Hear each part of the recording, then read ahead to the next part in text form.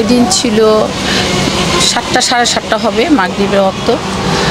তো আমি আমার বাসায় ছিলাম। আমার এই বাচ্চা কোচিং থেকে আসছে, ওর স্কুলের ব্যাগই ছিল ওর কাছে। আর আমার এই বাচ্চা এই যে মোবাইলে টাকা পড়ার জন্য আসছে আর কি। তো সাডেনলি আমাকে ফোন দিছে, মা তাড়াতাড়ি আসো। কি হয়েছে? আমাদের ফ্যাক্টরিতে হচ্ছে। তো হচ্ছে কেন? কারা করতেছে? আম্মু জানি না, তুমি আসো। আমি আসলাম। আমি আসার কিছুক্ষণ মধ্যেই আচমকা আমার বাচ্চাদের উপরে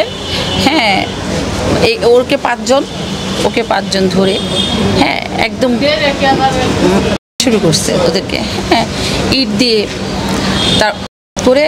তারপর রড দিয়ে বাড়ি দিয়ে ওর মাথাটা করলো। ঠিক ওদেরকেও ঠিক তাই করলো, ওরও তাই করলো। আমি জানি না যদি সম্পত্তি নিয়ে যদি কোনো কিছু থাকতো বা কিসের জন্য, আজও আমি এটা পাইনি। ওরা আমাকে বললো, তুই বিধবা হইছিস, তোকে এখন করাবো, তোর বড় ছেলেকে এখানে মাটি দিয়ে যাবো। এর কারণ কি আমি জানি না। আমাকে ওরা এই বাড়ি থেকে আমার সন্তানের কাছ থেকে আমাকে বিতাড়িত করার জন্য এমন কোনো চেষ্টা নাই, এমন কোনো রাজনীতি হাত নাই যে ওরা প্রয়োগ করে নাই আমার উপরে। এর পুরা জিনিস এই নারায়ণগঞ্জবাসী সবাই জানে, সবাই কম বেশি সবাই জানে আমার এই ঘটনা। 20 সালেও আমাকে এইভাবে অ্যাটাক করা হয়েছিল, এটাও সবাই নারায়ণগঞ্জে জানে কম বেশি।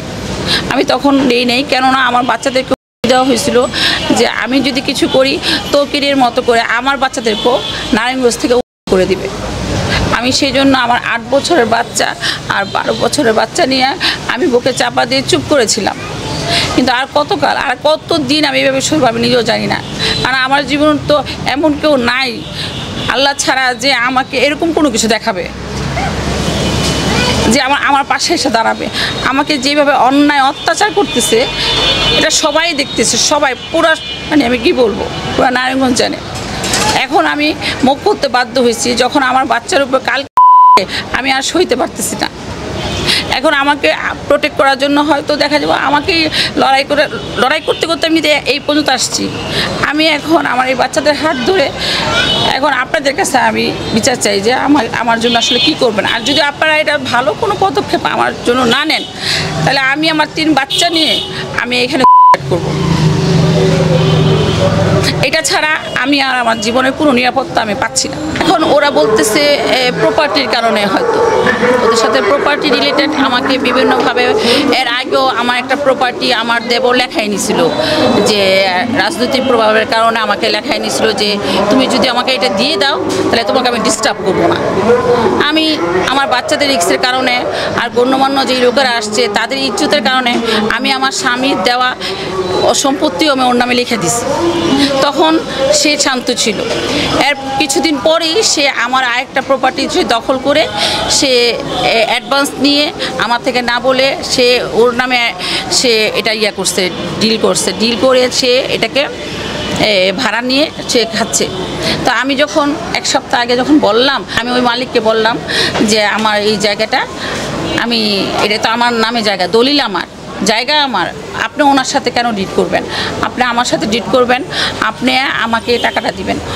এই কথাটা বলার পরের দিনে আমার বাচ্চাদের উপরে আমি যখন যে ফোনে টাকা ভরতে আসছিলাম তখন টাকা ভরা শেষ করার পরে ওরা কয়েকজন আটকে সেটা আনছে, আনার পরে দিয়ে আমার মেজো ভাইকেও আনছে। এরপরে আমি আমার আম্মুরে ফোন দিয়েছি যে ওখানে ভাঙচুর করতেছে। তখন আম্মুর সাথে হঠাৎ করে আমাকে মেজো ভাইকে ধরছে, আমাকে বাঁশ দিয়ে শরীরে আঘাত করছে আর লোহাতে মাথায় করছে।